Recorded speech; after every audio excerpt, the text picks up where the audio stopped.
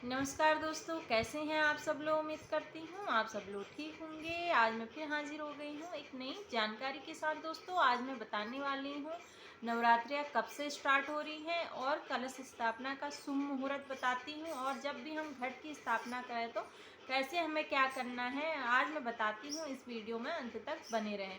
3 अक्टूबर को नवरात्रियाँ स्टार्ट हो रही हैं, 3 अक्टूबर से, और 11 को अष्टमी और नवमी तिथि दोनों पड़ रही है। शाम के 7 बजे से सुबह के 10 बजे तक अष्टमी तिथि रहेगी। तो आपको अष्टमी और नवमी दोनों तिथि 11 तारीख के शुक्रवार के दिन पड़ रहे हैं और 12 अक्टूबर को समाप्त हो रहा है। तो ये आप कलश स्थापना का शुभ मुहूर्त रात के 12 बजे पड़ रहा है। रात के 12 बजे शुभ मुहूर्त हो रहा है। तो आप क्या कर सकते हैं, 4 तारीख को आप कलश स्थापना कर सकते हैं।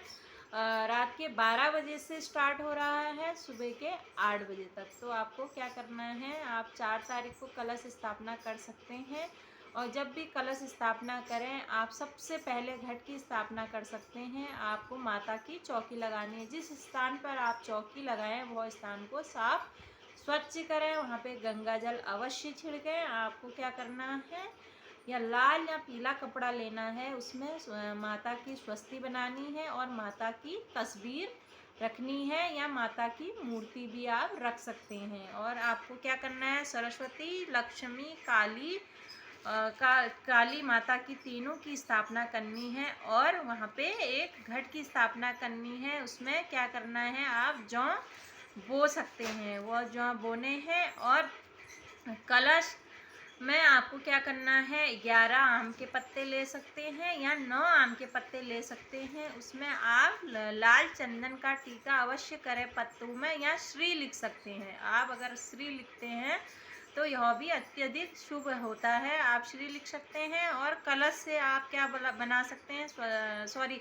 आप चावल से स्वस्ति बना सकते हैं, या पीले चंदन से स्वस्ति बना सकते हैं, या फूलों से स्वस्ति अवश्य बनाइए। कलश के नीचे पीले रंग के चावल अवश्य रखिए। चावलों को हल्का सा आप पीला कर लीजिए और उसके बाद आप कलश रख सकते हैं। और कलश में आपको क्या करना है, एक हल्दी की गांठ डाल सकते हैं और 1 रुपए का सिक्का अवश्य डालें, और एक दुर्बा अवश्य डाल सकते हैं। 1 या 3 दुर्बा अवश्य डालें आप, और डालकर आप नारियल उसके ऊपर रख सकते हैं। और उसके बाद आप क्या कर सकते हैं, माता की पूजा स्टार्ट कर सकते हैं। और माता की चौकी के आसपास आप सजावट कर सकते हैं। आप पीले फूलों की माला लगाइए और आम के पत्तों की माला भी आप लगा सकते हैं। अपने मुख्य द्वार पे आम के पत्तों की माला लगाइए, जिससे माता दुर्गा अति प्रसन्न होती है। डेली आपको क्या करना है, अखंड जोत जलाना है। उसमें आपको हल्का सा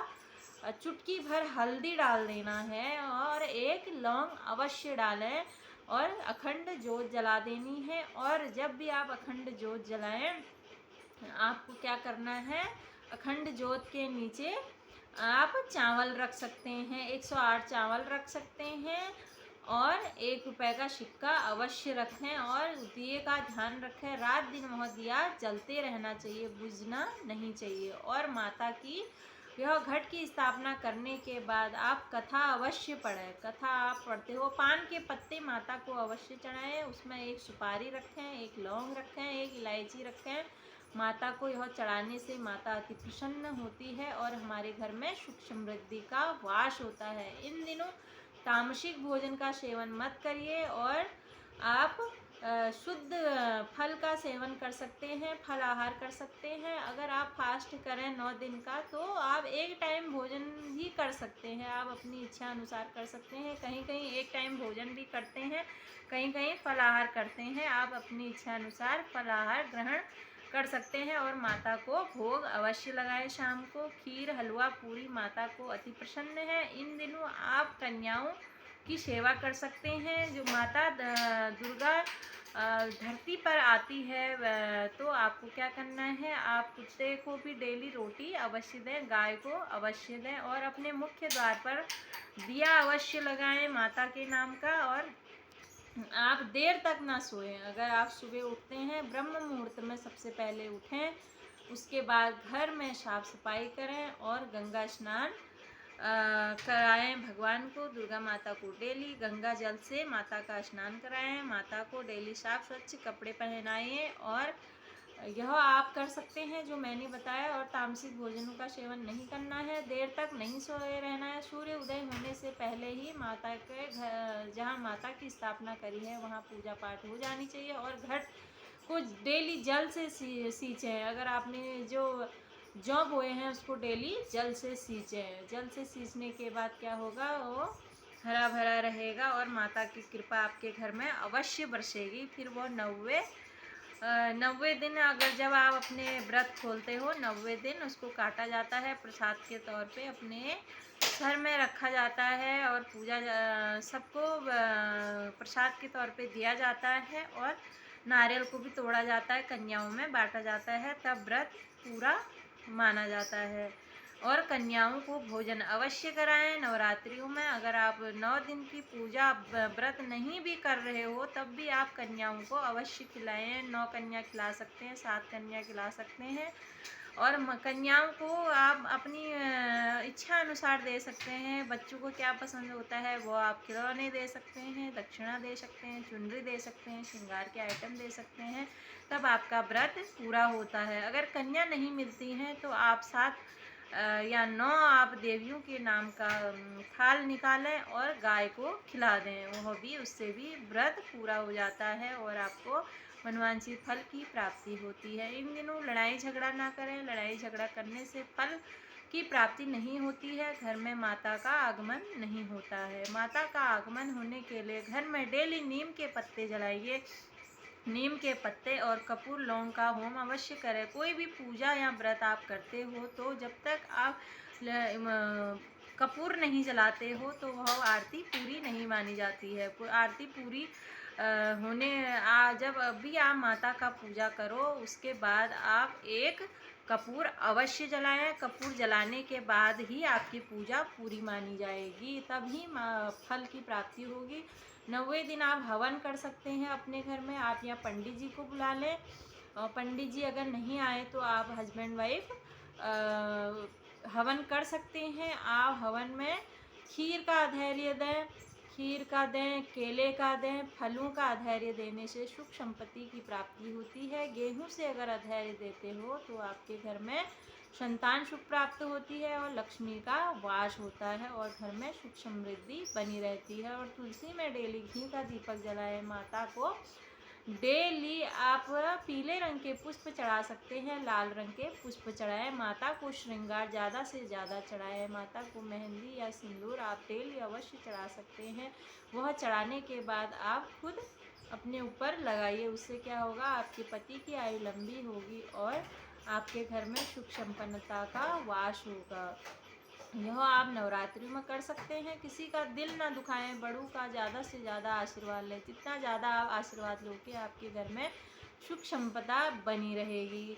तो आपको यह कार्य करना है। अष्टमी के दिन कहीं कहीं व्रत खोला जाता है, आप नवमी के दिन खोलो तो वह अत्यधिक शुभ होता है। नवमी के दिन आप अपना व्रत उपवास खोल सकते हैं, कन्याओं को खिला सकते हैं और उसके बाद आप सात्विक भोजन अवश्य करें। तामसिक भोजनों का सेवन मत करें, लहसुन प्याज मत खाएं। अगर लहसुन प्याज आप अपने घर में खाते हो तो आपके मन में कई तरह के विकार उत्पन्न होते हैं, जिससे घर में अशांति जैसी माहौल होता है। और राहु केतु के ब्लड से यह लहसुन प्याज उत्पन्न हुआ था, वैसे राहु केतु का वास हमारे घर में हो जाता है। इसलिए तामसिक भोजनों का सेवन मत करिए, जिससे हमारे मन में कई प्रकार के विकार पैदा हो जाते हैं, जिससे हम अपने मन पर कंट्रोल नहीं कर पाते हैं। उल्टी सीधी चीज़ें हमारे दिमाग में चलती हैं तो हम भगवान को नहीं पूज पाते हैं, जो हमारी पूजा में बाधा डालती है, खलल डालती है। इसलिए इन चीज़ों का सेवन नहीं करा जाता है। इस वजह से ही इन तामसिक भोजन का सेवन नहीं करा जाता है। जिन घरों में तामसिक भोजन का सेवन करा जाता है नवरात्रि में, वहाँ सुख शांति का वास नहीं होता है, घर में दुख दरिद्रता का वास बना रहता है। इसलिए अपने घर में सुख शांति हो, आप ऐसा कार्य करें और ज़्यादा से ज़्यादा दान पुण्य करें। गरीबों को दान करने से सुख समृद्धि का वास होता है घर में।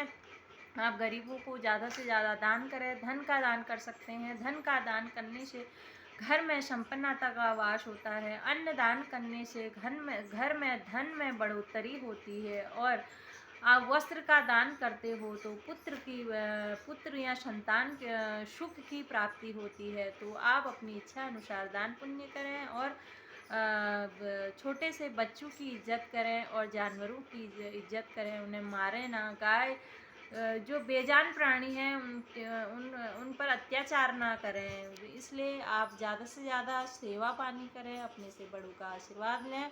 और घर में डेली आप कपूर और लौंग जलाएं तो घर में नकारात्मकता दूर होगी। जहां अंधेरा रहता है वहां डेली एक कपूर जलाइए। कपूर जलाने से घर में सकारात्मक ऊर्जा का संचार होता है, जिससे हमारे घर में सुख समृद्धि बनी रहती है और दुख दरिद्रता कोसु दूर हो जाता है। इसलिए आप जब भी पूजा पाठ करें अपने घर में ब्रह्म मुहूर्त में उठ के सबसे पहले सफाई करें, उसके बाद आप पूजा स्टार्ट करें। और डेली भगवान को अर्घ अवश्य दें, सूर्य भगवान को अर्घ अवश्य दें। राधे राधे। फिर मिलती हूँ नेक्स्ट वीडियो में नई जानकारी के साथ। आप यह काम अवश्य करें, आपके घर में सुख संपन्नता का वास अवश्य होगा।